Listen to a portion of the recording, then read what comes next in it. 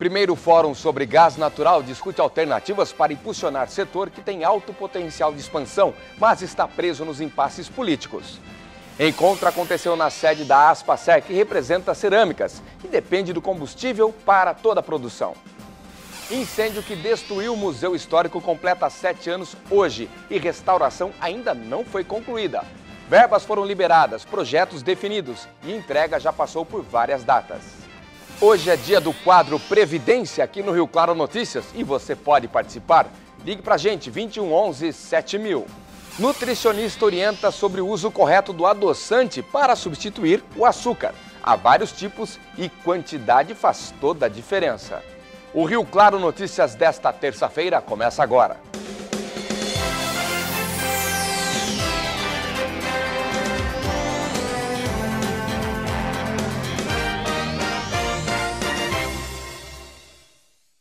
Boa tarde. Esta semana é aniversário de Rio Claro, agora no próximo sábado. E, por ironia, 4 dias antes existe outra data marcante. Hoje, o incêndio que destruiu o Museu Histórico no centro da cidade completa mais um ano. E, por enquanto, apesar de várias datas previstas e milhões de reais gastos para a reforma, o espaço continua com as portas fechadas, pelo menos algumas.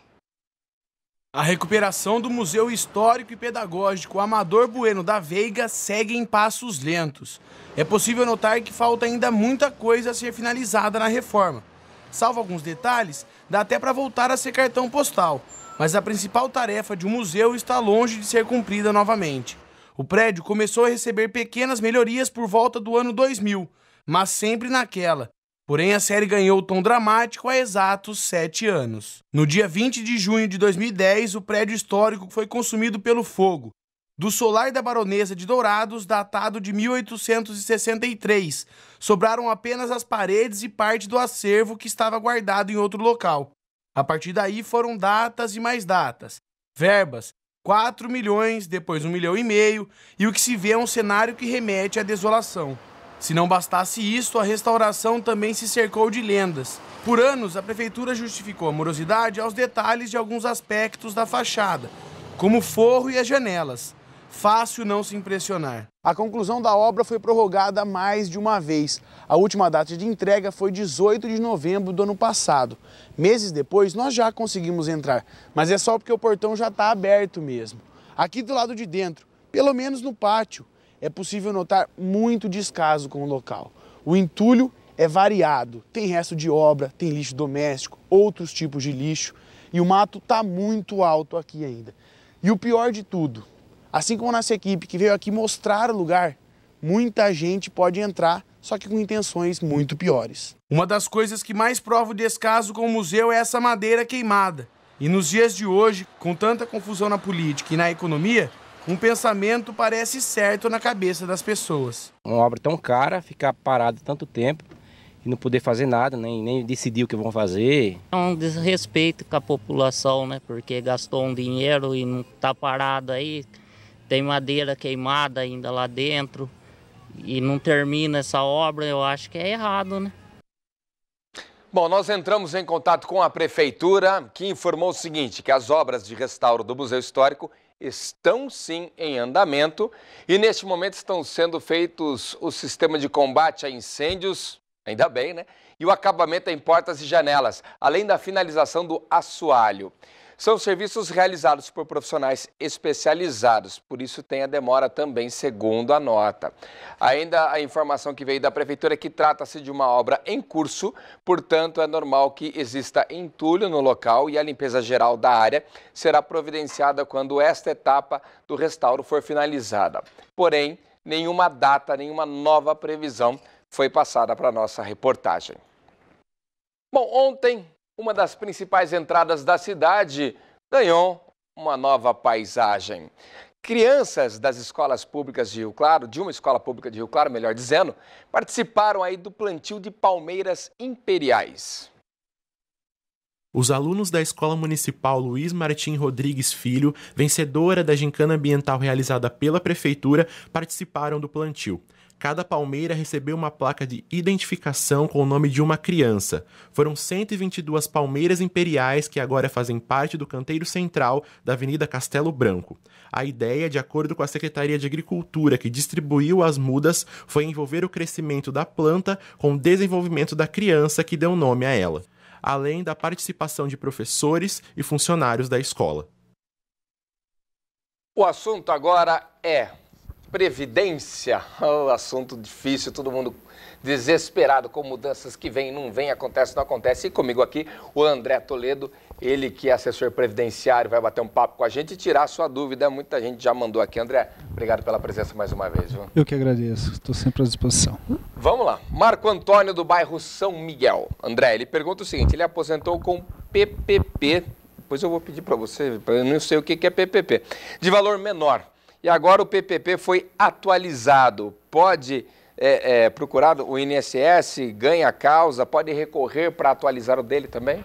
Perfeitamente. Todo aposentado com o reconhecimento do tempo especial, se o PPP foi alterado agora, né, havendo o reconhecimento de um índice sonoro, né, principalmente para ruído, cujo índice é maior, pode sim pedir revisão da aposentadoria e ter um reflexo na renda mensal inicial. O que é esse PPP? O PPP é o perfil psicográfico previdenciário. Ele traz toda a vida laborativa, toda a vida de trabalho do funcionário. Então, agentes nocivos, ruído, agente químico, tudo que ele ficou exposto vem transcrito no PPP. É um histórico da vida dele. Se teve alguma mudança de insalubridade, alguma coisa assim, por exemplo, ele pode entrar? Pode entrar perfeitamente. Entendi. Legal. Maria, do Jardim Parque Residencial, já recebe do marido a pensão por morte. Agora ela vai se aposentar por idade, porque vai fazer 60 e 25 por tempo de contribuição de serviço. Vai ter direito a se aposentar e ficar com as duas? Na legislação atual, sim. Porém, após a reforma previdenciária, será vedado pela legislação o recebimento de pensão e a aposentadoria, salvo se ambos os benefícios não somarem, ou a soma de ambos os benefícios não serem superior a 2 salários mínimos, Paulo. Ah, tem essa conta também. Tem sim, tem um requisito aí, tem uma brecha, como se diz, né? Então a aposentadoria e a pensão pode ser recebido ambos, sendo até 2 salários mínimos. A pergunta aqui do Sandro, que mora no centro, a dúvida dele é a seguinte, ele aposentou, já faz bastante tempo, mais de 20 anos, segundo ele aqui, depois ele voltou a trabalhar registrado, recolhendo inclusive o INSS normalmente. Perguntou se tem direito a tal da reaposentação, atualização do benefício, já que ele contribuiu mais 20 e tantos anos. Perfeito, mas desde a decisão do Supremo Tribunal Federal, a desaposentação não é mais cabível. Hoje, a pessoa que volta a trabalhar, ela tem que pagar porque é segurado obrigatório, porém não existe nenhum tipo de revisão ou forma de ter esse benefício, o valor pago para o INSS reembolsado para o segurado. Hoje não possui mais esse direito. Isso. Não existe possibilidade. Mas tem que pagar. Ele não tem como negociar com o patrão o fato dele ser aposentado e economizar esse dinheiro no registro. O patrão tem que recolher. Tem que recolher. A obrigação é obrigatória. Caramba, não tem jeito daí. Não, impossível. É engraçado porque daí a pessoa acha que vai ter alguma atualização, vai receber um pouco mais por ter continuado na contribuição, então isso não existe. Não, continuou trabalhando, vai pagar e realmente esse dinheiro fica de forma a custear o benefício de outra pessoa. Tá certo. André, muito obrigado pela sua participação. Valeu por responder as dúvidas dos nossos telespectadores. Até a semana que vem. Até a semana que vem. Um grande abraço. Vamos conferir as vagas do posto de atendimento ao trabalhador aqui de Rio Claro.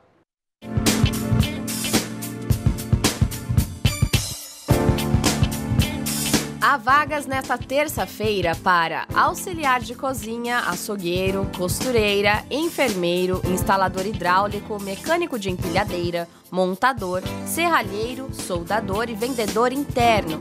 O PAT fica na Avenida 3, número 536, no centro. E os interessados não devem esquecer de levar carteira de trabalho, RG, CPF e o número do PIS ativo. Depois do intervalo, vamos falar sobre o primeiro fórum para discutir a questão do gás natural aqui para a região e também diretrizes para todo o país. Os detalhes depois do intervalo. Até já!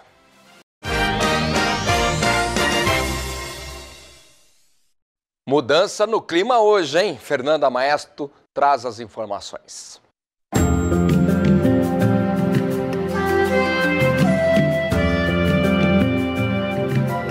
Céu nublado em várias regiões do estado nesta terça-feira. A frente fria veio da região sul do país, trazendo uma massa de ar úmido que está sobre esta área aqui em São Paulo e inclui a nossa região. A previsão é de céu totalmente encoberto, com chuvas em alguns pontos e sem grandes momentos de sol, fazendo com que as máximas caiam. Em Piracicaba, por exemplo, a máxima chega aos 21 graus e a mínima na próxima madrugada fica nos 10. Em Analândia, a tarde é um pouco mais abafada. Por lá, será de 24 graus. Céu fechado e chuva também em Rio Claro. 21 graus de máxima agora à tarde e a mínima à noite será de 9 graus. Olha, o gás natural se tornou um combustível indispensável para várias questões hoje no dia a dia, principalmente aqui no estado de São Paulo. Até para as residências, né? Hoje tem gás encanado em muitas obras, casas, condomínios e tudo mais. E no setor industrial, existem máquinas de grande porte, os fornos, que são mantidos e abastecidos aí pelo gás natural para a produção. Isso em Santa Gertrudes é muito marcante na questão cerâmica. Por isso, hoje foi realizado lá o primeiro fórum para discutir saídas para o gás natural. Até porque hoje parte desse combustível vem da Bolívia. E a Petrobras está naquele impasse, naquele envolvimento todo com os prejuízos e a corrupção. Então, é necessário discutir novas opções. O fórum reuniu membros do governo federal, estadual e também o setor industrial. Em discussão, o uso do gás natural como principal combustível nas casas, empresas e fábricas. E, principalmente, como fazer para isso ser possível. Como o gás é a parte energética mais importante da nossa produção de cerâmica de revestimento, o objetivo nosso é poder trazer um esclarecimento e conhecimento maior sobre o programa Gás para Crescer, do Ministério das Minas e Energia e de toda essa mudança regulatória e desse arcabouço jurídico que está ocorrendo para que possa haver uma maior competitividade no segmento de gás natural. A iniciativa foi da Aspacer, Associação Paulista das Cerâmicas de Revestimento, com sede em Santa Gertrudes. A cidade é a maior consumidora do estado de São Paulo de gás natural para o setor industrial. O gás natural hoje representa cerca de 25% do custo total de fabricação de 1 metro quadrado de cerâmica. E justamente nesse momento se realizam discussões no âmbito federal sobre a necessidade de um novo marco regulatório para o segmento de gás natural em função da saída da Petrobras dessa cadeia produtiva. Novos agentes participando, isso traria mais transparência, mais produção de gás natural e, na nossa visão, consequentemente, uma redução significativa de custos, sobretudo para o consumidor final. De acordo com representantes do encontro, o objetivo é que ao final do fórum sejam criadas indicações ao marco regulatório que vem sendo discutido em Brasília e que vai criar normas para o setor de gás natural. O texto já foi apresentado e a previsão é que continue sendo discutido antes de ir para a votação. O deputado federal Antônio Carlos Mendes Tami é presidente da frente parlamentar que apresentou o tema no Congresso. Visa conseguir fazer com que nós tenhamos uma maior participação do gás, de combustíveis limpos e energias limpas e renováveis na matriz energética e que o consumidor pague menos por isso. Na Câmara Paulista de Deputados, uma comissão parecida apoia iniciativas como essa. Para o gás se tornar competitivo, é necessário que tenha menos tributo, tenhamos uma nova legislação. Então esse é o trabalho da frente, buscar caminhos para que a gente possa sair dessa crise que nós estamos envolvidos aí. No fim das contas, o principal alvo a ser alcançado é o da prevenção. É importante que a gente prepare todo esse terreno do ponto de vista regulatório, constitucional, infraconstitucional, de forma que quando nós avançarmos em relação ao crescimento econômico do país, nós já tenhamos essa base consolidada e passamos aí, a partir daí, a tratar de um mercado mais aberto e competitivo. Bom, vamos para a saúde agora. A falta de repasses para a Santa Casa de Rio Claro nos últimos anos levou ao fechamento de leitos por lá. Agora, um acordo promoveu a reabertura de alguns que podem melhorar o atendimento no hospital. 6 leitos de urgência e emergência reabertos. Parece pouco, mas eles representam a negociação de uma dívida de R$4 milhões da Prefeitura com a Santa Casa de Rio Claro. O valor, que segundo o secretário de Saúde será quitado até dezembro deste ano, vai proporcionar 72 novas internações mensais. Significa mais gente atendida durante o mês, há uma crescente possibilidade de atenção maior da urgência e emergência. Nós temos um gargalo muito grande no nosso PSMI, muita gente que tinha alta na UTI, precisava voltar para o leito, não conseguia voltar porque o leito não se abria, e agora tem um leito, uma oferta de leitos maior para atender essas pessoas, os pacientes.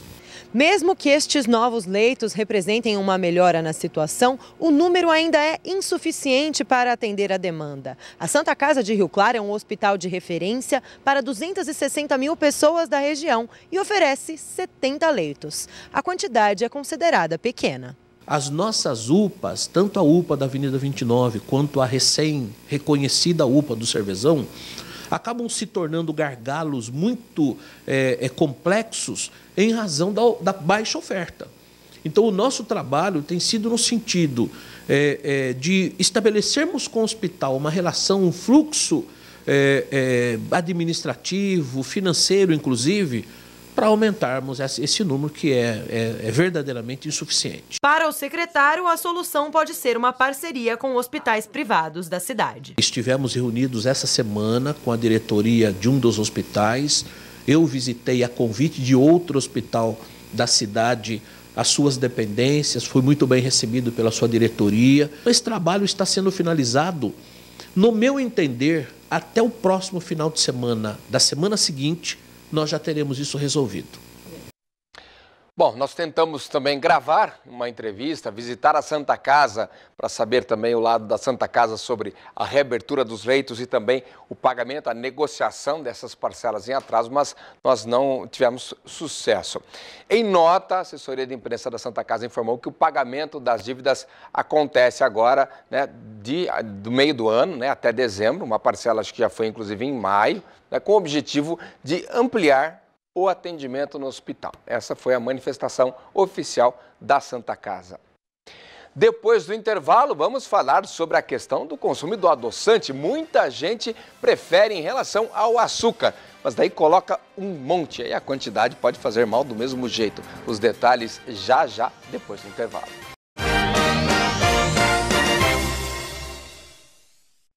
Se você é daqueles que aboliu o açúcar da sua vida, em partes, mas resolveu se adaptar ao adoçante, saiba que a troca nem sempre traz só benefícios, principalmente quando há um exagero na quantidade.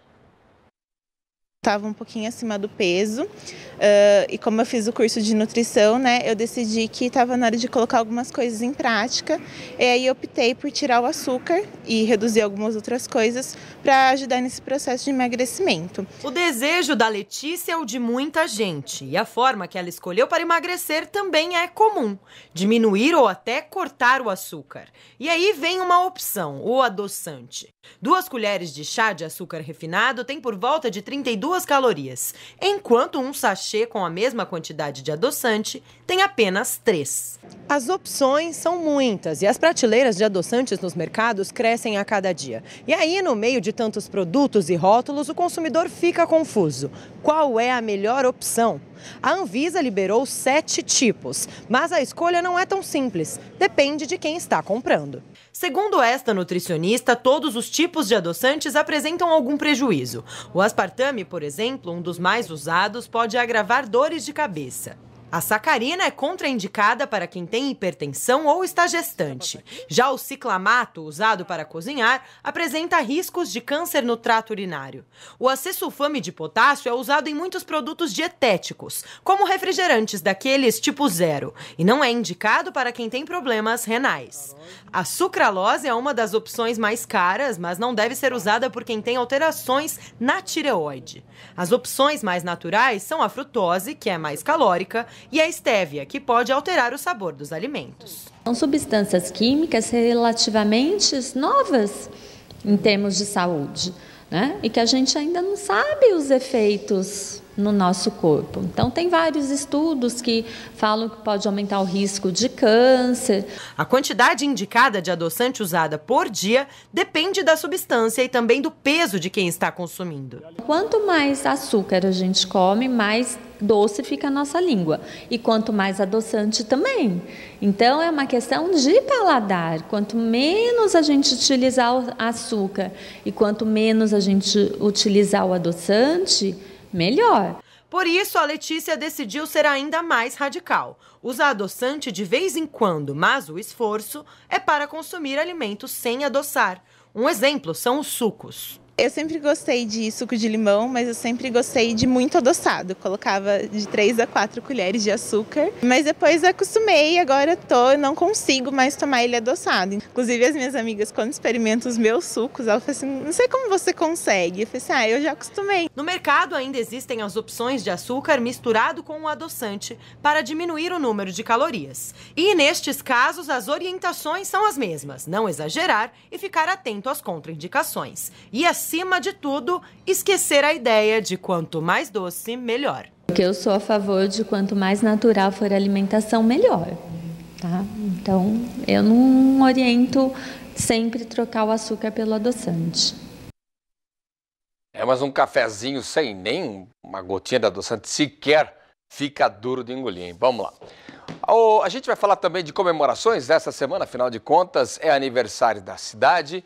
E o Arquivo Histórico sempre promove o bate-papo cultural. E nesta semana não é diferente, o tema é bastante específico e nós vamos fazer o convite para vocês com o Leonardo Alves, que está conversando agora, vai conversar agora com a pessoa que vai dar uma palestra bacana hoje para falar sobre Rio Claro. Boa tarde, Léo. Que evento é esse programado para a noite desta terça-feira?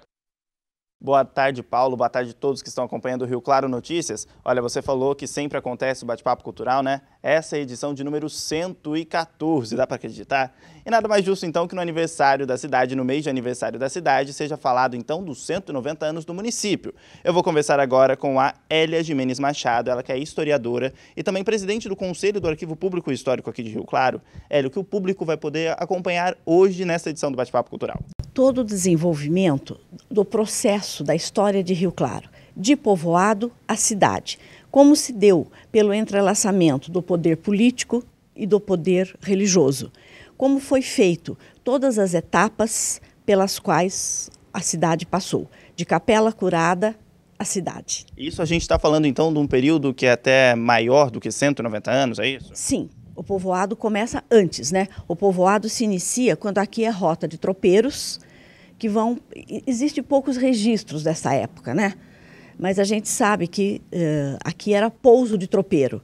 E o pouso era onde é hoje o Espaço Livre, que era o córrego da Servidão, onde as tropas descansavam antes da subida da serra. Que daqui para frente tem a Serra dos Padres ali, que é uma serra brava. Então, homens e animais descansavam aqui. Então, aqui formou-se um pouso, que devagar foi se estruturando e foi pedido, então, para ser Capela Curada e toda a sua transformação. E essa história toda vocês vão contar como? Vai ter foto, documento, como que vai ser? Os documentos que a gente tem disponível, fotos, tudo isso está disponível no arquivo de Rio Claro. O arquivo tem um acervo muito grande de toda essa história de Rio Claro. E o mais bacana de tudo isso é que muitas vezes essas histórias não estão nos livros escolares, né? Então é bacana que o pessoal participe. Não estão mesmo. Essa parte, essa estruturação, esse desenvolvimento não consta, ela não participa da história escolar. Por quê? Porque como ela foi uma junção do poder religioso e do poder político, isso deu muito atrito. Então ela não é vista, ela não é estudada, ela não é pesquisada. Que bom que todo mundo vai participar, como que faz, quem pode ir até lá? Quem quiser. Eu acho que ela é muito mais direcionada a alunos, professores, pessoas interessadas na história de Rio Claro. Porque você saber a história do seu lugar te confere pertencimento. Tem algum custo? Nenhum. A entrada é livre, é no Gabinete de Leitura, na Avenida 4, às 20 horas. Tá certo, então muito obrigado pelas suas informações, viu? E olha, eu acho que esse então é o convite para que todo mundo vá lá, participe, nada melhor, né, do que saber tudo sobre o lugar que você vive. Então vamos confirmar, é a partir das 8 horas da noite, o Gabinete de Leitura fica na Avenida 4, número 427, no centro do município. a partir das 8 da noite, só chegar e participar. Muito bacana. Eu volto com você, Paulo. Obrigado pelas informações. O Rio Claro Notícias desta terça-feira fica por aqui. Eu volto amanhã ao vivo, 12h30, contando com a sua participação. Mais informações, acesse o nosso portal tvclaré.com. Fique agora com Jogo Rápido. Tchau.